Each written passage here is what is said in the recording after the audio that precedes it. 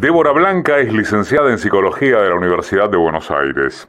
En 2004 comenzó su recorrido clínico de investigación y divulgación en el campo de la ludopatía. Es fundadora y directora de Lazos en Juego, un equipo de tratamiento y capacitación en ludopatía. Presentó trabajos en Argentina, Uruguay, Italia, España y Polonia. Vos decís que la accesibilidad es una característica de riesgo en relación al aumento de personas con ludopatía, y haces una muy buena figura, que si es que el bingo llegó a los barrios y tuvo esa consecuencia, imaginemos lo que pasa cuando ya ni es necesario salir a la calle a buscarlo, inventar una excusa al familiar por haber llegado tarde, etcétera. Y que la posibilidad de apostar desde el teléfono arrasa con todos los indicadores iniciales que llevaban a la familia y a los amigos a sospechar de algo. Entonces la pregunta es, ¿en el juego online no hay indicadores? ¿No hay probabilidades de sospecha? Hay indicadores, sí los hay. Lo que pasa es que ya si en el juego presencial los indicadores son menores que en una adicción con sustancias, cuando vuelve el familiar con alcoholismo, el que consumió cocaína, el cuerpo está muy presente. En la ludopatía el cuerpo está menos presente. Entonces, en el juego presencial, así todo, algo, no sé, yo recuerdo pacientes que quizás, o familiares de pacientes que decían, vino con olor a cigarrillo. El olor a cigarrillo es un indicador, por ejemplo, de que quizá estuvo jugando, o algunas cuestiones en el cuerpo. En el online, el cuerpo no está. O sea, la posibilidad de apostar desde el celular, no está el cuerpo, la persona está en el lugar y está apostando. Está mientras está comiendo, está apostando. Está en el cumpleaños de la hija y está apostando. Está en el viaje de egresados y está apostando. Ahí donde está, que esto tiene que ver con la posibilidad del celular, y todas las tecnologías de información y comunicación y el multitasking, esto de poder estar en más de un lugar a la vez. Uno puede estar en 2 lugares, en 3 lugares, en 4 lugares, con todos los problemas que esto nos trajo. Entonces, ahí es donde los indicadores se hacen un poco más complicados, pero sí los hay. ¿Cuándo te empezó a interesar esto? Cuando por primera vez coordiné grupos de jugadores compulsivos allí por el 2003, me convocó una institución. Yo tengo una formación, soy psicóloga, psicoanalista, pero tengo una formación en máscara, psicodrama, en el trabajo con grupos, y me convocaron para coordinar grupos de jugadores compulsivos. Yo nunca había trabajado con esta temática, venía trabajando con otras cuestiones clínicas, y me interesó porque me parecía tremendo, me parecían relatos ficcionales lo que contaban los jugadores de lo que eran capaces de hacer para seguir apostando. Pero estás hablando del 2003, o sea, o post nacimiento de la explosión de Internet. Que el golpe fue 2012, 2013, más o menos. Sí, ahí en esa época el país ya estaba bastante llenito de casinos y bingos. Sí. Y hacía poco, el 2001, 2002, yo recuerdo pacientes que les quedaron los ahorros, que habían perdido todo, y muchos empezaron a apostar como parte de los estragos en la salud mental, ¿no? de la población a partir de episodios como el Corralito u otros. Muchos habían empezado a apostar a ver si con el juego podían recuperar lo que habían perdido en el Corralito.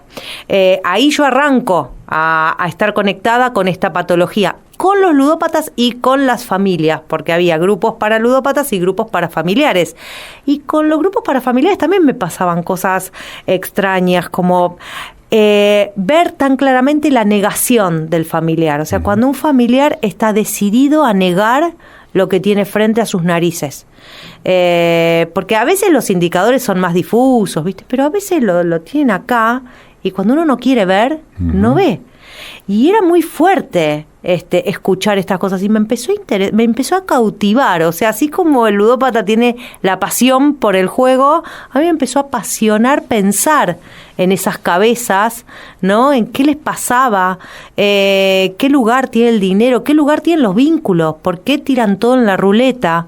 Me empezó a interesar mucho. Obviamente este es un fenómeno epocal y universal.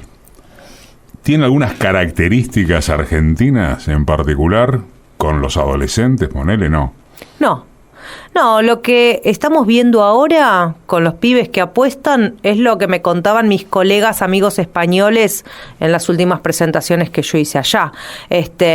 Por el año 2019, 2017, yo presentaba en España y hablaba de la señora que estaba frente a la máquina tragamonedas en el bingo y ellos me contaban esto que estamos viviendo ahora, que para nosotros era desconocido porque todavía el online no era legal. ¿Desde qué edad estamos hablando? Que están apostando en nuestro país desde los 11 años. A los 11, más o menos, están arrancando a apostar, varones, y llegan a consulta, algo más tarde, pero están arrancando ahí. ¿Y todas las clases sociales? Sí, el juego es transversal, el presencial también. Lo que varía son los montos de dinero que se puede apostar y las consecuencias. Porque como decía Natalia Saracho hace un tiempo que yo la escuchaba, como en los barrios vulnerables, en todo caso cuando los pibes están endeudados y no pueden pagar las deudas de juego, los agarran los narcos y les dicen, bueno, yo te pago la deuda, vos vendes droga. Y esto quizá en la clase media o clase alta no se da. Se dan otras cosas. Las consecuencias sí son distintas en función de la clase social, pero después el juego es transversal. Hablando de las consecuencias distintas, profundiza en eso. Por ejemplo, un pibe de barrios populares o de villa y un flaco o piba de clase acomodada. Yo te puedo decir esto que me pareció muy interesante que decía Saracho. A mí me llega una población más de clase media, al menos que puede pagar un tratamiento, porque no trabajo en entidades del Estado. No sé con qué se están encontrando las entidades del Estado, si es que llegan los pacientes, porque en general... Eso te iba a preguntar, ¿qué entidades del Estado a que llegan quiénes? Sí, en general llegan primero los familiares pidiendo ayuda, como en todas las adicciones. En general, el primer pedido de ayuda es del familiar. El adicto se resiste el mayor tiempo posible a pedir ayuda, porque en realidad no tiene un registro de que le está pasando algo, o al menos de que le está pasando algo que él mismo no pueda solucionar. Hasta que tiene este registro, se hundió muchísimo más. O sea, cuando toca el barro. ¿Es diferente a la adicción con la droga en términos de droga de sustancia, por ejemplo? O diferente a las consecuencias del alcohol? Respecto de no querer ver, a eso me refiero. No, en relación a eso es lo mismo. Es lo mismo. Es algo que le pasa a todo adicto. No tiene, lo que se llama, no tiene conciencia de enfermedad. Le lleva mucho tiempo y muchas pérdidas, porque en realidad el adicto, a medida que va pasando el tiempo, pierde muchísimo cada vez más y no tiene registro. Y me imagino lo que debe ser... Vos escribís acerca de esto, la relación estrecha entre la adicción y el suicidio o el intento. Lo que me imagino es el fenómeno de retroalimentación entre apostás, perdés, te deprimís, te volvés a endeudar para... Eso debe ser enloquecedor. Sí, es enloquecedor. De hecho, la ludopatía es la adicción con el índice más alto de suicidio de todas las adicciones. Sí, porque esa encerrona en la que se encuentra en un momento el ludópata, no todos por supuesto, pero sí muchos, ese circuito de jugar hasta perder, digo hasta perder porque muchas veces ganan, pero no se retiran con ganancia, ahí está lo patológico. Porque no es un jugador social, no es alguien que va a jugar porque se divierte. De la misma manera que un alcohólico no toma por placer, toma por necesidad, porque está enfermo de eso, porque si no toma, siente que se muere. El ludópata es lo mismo, para sentirse vivo necesita apostar, entonces no se va con la ganancia, porque además ya a esa altura tiene deudas. Entonces la idea es que si sigue, va a duplicar, va a triplicar, y solo se va cuando perdió todo. Cuando pierde todo, enseguida le empieza la cabeza a funcionar para ver de dónde saca plata nuevamente, para volver, porque es el juego el que le tiene que devolver, así lo dicen ellos, ¿no? Muchas veces, el juego me tiene que devolver lo que me sacó. O sea, yo no puedo recuperar esa guita trabajando, no. Es una lucha casi personal que entabla el jugador con el juego, con la máquina tragamonedas, con la ruleta, con el póker, con lo que fuere. Ahí hay algo bien imaginario y empedernido. El pibe que empieza tan temprano, ponele 11, 12 años, ¿se mete en esto y queda exclusivamente atado a esto o convive con otros usos de la pantalla? Uy, y con los pibes estamos investigando bastante, porque para nosotros es nuevo. Yo hace 23 años que trabajo en el campo de la ludopatía, o sea, son muchos años. Pero esto que estamos viendo, yo no lo vi nunca. Habiendo atendido tantos pacientes y tantas familias, porque es otro perfil. Los pibes en realidad, ellos dicen que empiezan a apostar por jugar, o sea, como un juego. Muchas veces es un deslizamiento que se da de los juegos de consola, o sea, los videojuegos que tienen como esta trampita, el sistema de recompensas intermitentes, o sea, va armando el cerebrito, las redes sociales, todo lo que hoy se consume, y cuando no se dieron cuenta y ya están apostando. Y primero es como por jugar, porque lo hacen grupalmente en las escuelas, ¿viste? Apuestan jugando, y después lo que ellos dicen es que quieren ser millonarios. Los juegos más adictivos, ¿cuáles son? Bueno, el online, si lo comparamos con el presencial, o sea, apostar desde el celular, sí, o ir al casino o al bingo, sí, es mucho más adictivo el online. Los pibes al año y pico, más o menos, ya pueden empezar a tener una conducta adictiva.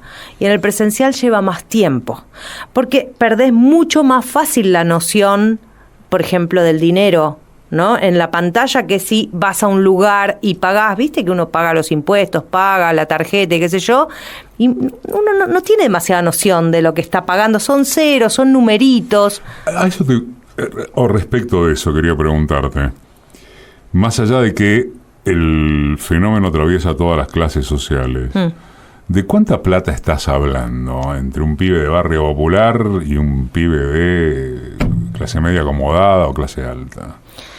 Es variable, siempre es mucho más de lo que pueden. Siempre es más de lo que pueden. Sí, a ver, pero lo que pasa es que con los pibes hay muchas cosas interesantes, porque apuestan con la guita que es de los padres. Digo, ahí ya hay un mensaje. Digo, el ludópata grande, el que se juega el sueldo, sí, es su sueldo, es su guita. Sí. Los pibes todavía no trabajan. Y lo que apuestan, o con lo que apuestan, es con la guita que los padres le transfieren para el almuerzo, para la sube, para ir a jugar al fútbol. O sea que la plata todavía no es de ellos. Por eso digo, estas cosas nos llevan a pensar en relación a esto de... Hay mucha confusión de los pibes con los padres. La plata de quién es... Usan la tarjeta de los padres como si fuera de ellos, no solo los pibes que apuestan, para jugar jueguitos de consola, pero esto está como habilitado por los padres, ¿eh? Mira que te voy a usar la tarjeta. Por eso este es un momento, el siglo XXI, digo, que está mostrando fenómenos que son de alerta, que tenemos que empezar a pensar, porque esto de que no haya diferenciación entre lo que es del hijo y lo que es de los padres... las deudas después las pagan los padres, y a veces estamos hablando de deudas, por eso te preguntaba, sí, de que deudas son muy altas, fuertes. O yo me acuerdo un pibe que empezó tratamiento, la mamá trabajando desde muy muy joven, una clase humilde, laburó pero toda la vida y pudo ir juntando dólares, ¿no? Pudo ir juntando, ahorrando durante los años. Esto era para el departamento para el hijo, el día que quisiera el hijo, ¿no? Irse a vivir solo. Bueno, el departamento no está más. El departamento del hijo se fue en las apuestas. El hijo empezó a apostar y él sabía dónde estaba esta plata y empezó a sacar de ahí, como suele pasar. Empiezan a sacar con la idea de ganar y volver a poner la plata. Esto no sucede. Vuelven a sacar otro poco, siguen apostando. Y se quedó sin departamento. Y escuchar estas historias son muy fuertes. O sea, es muy fuerte escuchar estos relatos. El pibe que se siente sumamente culpable, avergonzado. Imagínate, es la vida de laburo de la madre en este caso. No hay más departamento. Y él continúa en la dependencia. No se pudo independizar. ¿Cómo hace para tener un departamento? Entonces, estas cosas que sí son de esta época, O sea, el juego online lo que nos pone delante de la vista es un montón de situaciones que son bien de la época, marca de época. Está Débora Blanca, seguimos en instantes. En enero también marca de radio. Débora Blanca publicó Ludopatía, la adicción del siglo XXI. Nuevas formas de apuestas en la era digital. Pandemia y salud mental, entre el dolor y la esperanza. Cuando el juego no es el juego, es una adicción. Tratado sobre el juego patológico y la adicción al juego. ¿No va más?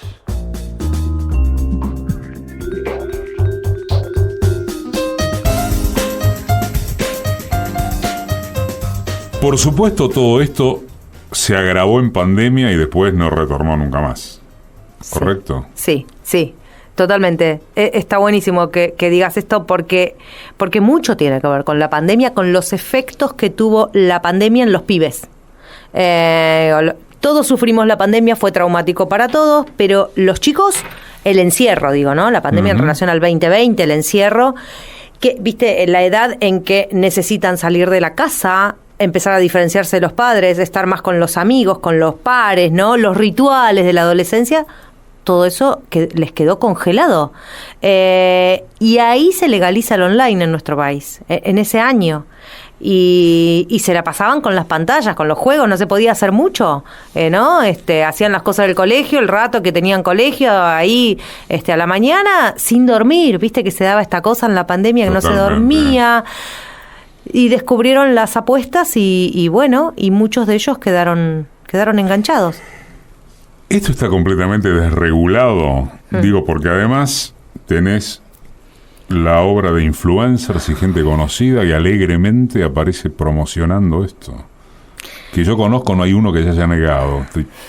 Ya van a decirme, no, mirá que... Bueno, no sé, será 1, 10, no importa. Pero, digo, ves personajes de toda naturaleza alentando esto. El Estado directamente no interviene en nada.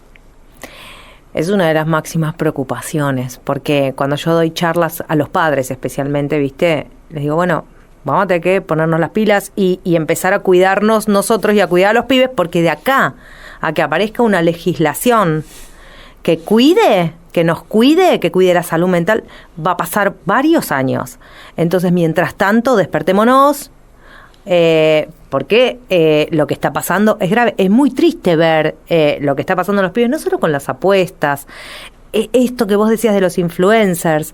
Yo tengo un paciente que no es ludópata, pero hace un poco de tiempo me decía, ¿sabés cuál es el problema, Debo? Hoy no se sabe qué es verdad y qué es mentira.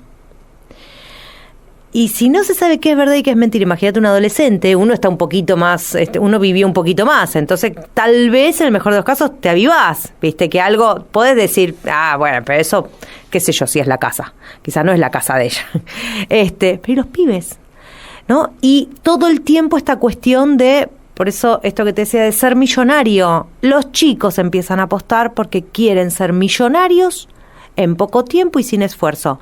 Lo dicen así, yo quiero ser millonario, por eso tan tremendo cuando hace poco salió esta ley de que los pibes a partir de los 13 pueden empezar a invertir en bolsa. Es la misma lógica. Que yo no creo que tengan... Te lo pregunto, no sé si sabes, ¿hay antecedentes en el mundo de que oficialmente digan a partir de los de los 13 años pueden invertir en el mercado de valores? Yo creería que no. De hecho, la noticia se la compartí a una amiga mía argentina que vive en Barcelona hace muchos años y ella debe saber algo de esto y me dijo, no lo puedo creer. O sea que no creo que haya mucho antecedente de esto. Y también es tremendo. ¿Sabés lo que se está escuchando? Que los pibes están preocupados por ganar guita. O sea, la transacción comercial. Quieren ganar plata desde chiquitos. Pero hay están preocupados. En una edad en que los chicos tendrían que estar en otra historia. Tienen que estar estudiando, tienen que estar jugando, tienen que estar haciendo deporte, tienen que estar descubriéndose, haciéndose algunas preguntas. Pero es que los pibes no están pudiendo soñar. No hay sueños, porque está incierto el futuro. Acerca del papel del Estado, ¿conoces alguna experiencia de alguna o mucha o considerable intervención a nivel mundial? siempre costó en España. Yo tengo un poco más de conocimientos de España por haber presentado allá. En España llevó un montón de años hasta que el Estado pudo empezar a regular, porque se apelaba a la libertad de mercado. La respuesta era, bueno, esto es libertad de mercado, libertad de expresión, o sea, la palabra libertad pronunciada todo el tiempo a los gritos. Entonces eso hacía que no pudieran. Ahora sí, ahora. ¿Y qué regularon? Y regularon que las publicidades son solo de madrugada en los medios de comunicación, durante el día no. Que una figura del deporte de élite no puede publicitar apuestas, que un referente cultural no puede publicitar apuestas, que en las camisetas de fútbol las casas de apuestas no pueden estar con letras grandes ni en la espalda ni en el pecho, lo ponen más chiquito en la manga. Los relatos de fútbol creo que también tuvieron que... Acá está totalmente desregulado. Y lo que está sucediendo de un tiempito de esta parte, discúlpame, solo para aportar a esto que decías y darte pie, pero lo que está sucediendo, por ejemplo, con el tema de las apuestas futbolísticas, que además tiene que ver con los arreglos de partidos, en qué minuto la pelota va a pegar en el palo, cuántos corners hasta los 10 minutos, cómo termina el primer tiempo, es de locos. Sí. Y además es un empobrecimiento. Por un lado hace que muchos pibes y mucha gente empiece a apostar.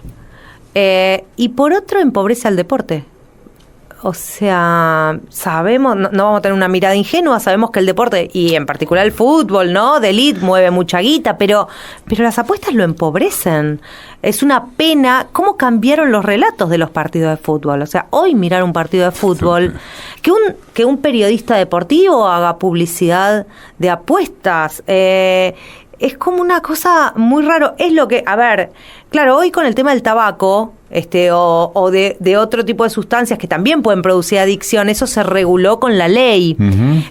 Pero llevó también mucho tiempo. Se murió mucha gente por tabaquismo, hubo muchas familias que perdieron familiares, los médicos y los especialistas. Fueron muchos años hasta que se legisló, ¿no?, con el tema del tabaco. Bueno, estamos pidiendo esto. Este año se perdió, todo este año se iba a tratar la ley de prevención de ludopatía. El año pasado obtuvo media sanción, se tenía que tratar este año y no se trató. De todos modos, Milei ya había dicho que si salía la iba a vetar. Pero bueno, ni siquiera se trató. Ni siquiera se trató. Y la ludopatía es un tema del que se viene hablando, por suerte, porque está sucediendo, pero como está lastimando a los pibes, entonces por eso se está hablando mucho más. ¿Vos qué te imaginás a partir de lo que decís y, por ejemplo, en torno a lo que acabas de contar de lo que fue la experiencia española, que tenemos para empezar a hablar varios años por delante hasta que, en el mejor de los casos, legislen algo? Yo creo que sí. Yo creo que va a pasar un tiempo largo. Como vienen las cosas, digamos, por lo que uno escucha, por lo que uno observa, realmente pensar que el Estado haga una ley y que regule a la industria del juego y que ponga coto y que diga esto se puede, esto no se puede, en estos tiempos yo lo veo por lo menos difícil. Con lo cual vos, te lo pregunto en un sentido personal y político, con lo cual vos, ¿qué te planteás en este sentido? Una política de control de daños y punto, por lo menos por ahora. Hay algo que me parece importante decir, o por lo menos yo quiero decir en este momento, que es que, esto ya lo descubrió Freud, que nosotros los sujetos humanos solemos ir en ciertos momentos hacia el lado de la destrucción, de la autodestrucción. Tenemos ahí como una tendencia, ¿viste? Aunque en los países que funciona todo bárbaro, todos los países nórdicos, y vos decís, se suicidan. O sea, que se aburren. ¿Cómo puede ser? Cuando viven bárbaro y vos querés vivir así, que te den todo así, tan divino, y que sabés a qué hora viene el bondi, sabés todo, y se suicidan porque están aburridos. Entonces, acá... Me acuerdo no es un chiste, una anécdota. Una vez que escuché decir los países nórdicos que no, pero lo que pasa es que llevan bien las estadísticas. Bueno, y entonces... Claro, entonces acá que somos así como desprolijos y qué sé yo, el tema es que el suicidio está creciendo, digo, no solo por la ludopatía, está creciendo, sí. Está creciendo en los pibes, está creciendo y es un tema preocupante. Entonces, creo que sí, se va hacia la reducción de daños por ahora, porque está todo aparte problematizado. Entonces, por un lado es el tema del Estado, la legislación, tiempos libertarios, o tiempos en que los paradigmas cambiaron y no van a volver a ser. Yo creo que esto también. ¿Qué es hoy la política? ¿Cómo llega, ¿no? Un político de cierto partido político a ser escuchado? Porque si van con los paradigmas del siglo XX no está funcionando. Yo no sé cómo se hace porque soy psicóloga, pero lo que digo es que los paradigmas cambiaron y cambiaron para siempre, y creo que hay una regulación de daños y una regulación en general. Yo siempre digo que, cuento, para el Día de la Madre yo les pedí a mis hijos que me regalaran un reloj despertador. Cuando me dijo, mamá, ¿qué querés de regalo? Un reloj despertador. Porque me molestaba mucho desde hacía un tiempo esto de que el celular durmiera en mi mesita de luz mientras yo soñaba. No me gustaba nada. Y dije, pero si esto con un reloj despertador, y lo saqué de la habitación al celular y me despierto como antes. Y es genial, porque a veces me pasa que, claro, ahora me lavo la cara primero, no miro las redes apenas me despierto, y entonces a veces me olvido y lo agarro más tarde. Hay algo en que todos quedamos atrapados, algunos más, otros menos, todos quedamos atrapados, porque te fueron metiendo todo en el teléfono inteligente. Viste que la palabra inteligencia ahora se está usando, el teléfono inteligente, la inteligencia artificial. Digo, que aparezca la palabra inteligencia en lugares que hace que nosotros por momentos perdamos una posición inteligente en relación a cuidarnos o a quedar esclavizados a situaciones que vos decís, ¿por qué estoy publicando mi vida privada en las redes sociales? ¿Qué es esto? ¿Quiénes están hablando de esto en el campo profesional? Me refiero a... Está claro que el campo psicológico, presumo que el sociológico. ¿Quiénes más hablan de esto? ¿De esto te referís a la ludopatía puntualmente? A esta ludopatía en particular a partir de lo digital y del post-pandemia. Y bueno, el campo de la salud mental, profesionales del campo de la salud mental todos, de la educación también. Los docentes, nosotros nos enteramos por los docentes están muy preocupados. Los profes de fútbol y de otros deportes, porque ven que en las escuelitas también los pibes apuestan, o sea que educación, yo te diría que casi en todos los ámbitos, ahora que lo difundan o que estén particularmente preocupados el campo de la salud mental y de la educación. Para terminar, esto que acabas de decir, ¿sería la buena noticia que esto empieza a registrarse como un fenómeno muchísimo más que preocupante? Sí, siempre es una buena noticia que se hable de algo que efectivamente está sucediendo, que está haciendo estragos, que se le ponga palabra, se lo ponga sobre la mesa, y bueno, ahí se verá quiénes aparecen, quiénes no aparecen, pero al menos se habla de eso, hacer ruido, ¿viste? Hacer lío, como decía el Papa, hacer ruido y ver qué se hace, quiénes se hacen cargo, quiénes no, pero hacer ruido. Mil gracias, Débora. Gracias a vos, Eduardo. Fuiste clarísima, de veras te lo digo. Débora Blanca pasó por Marca.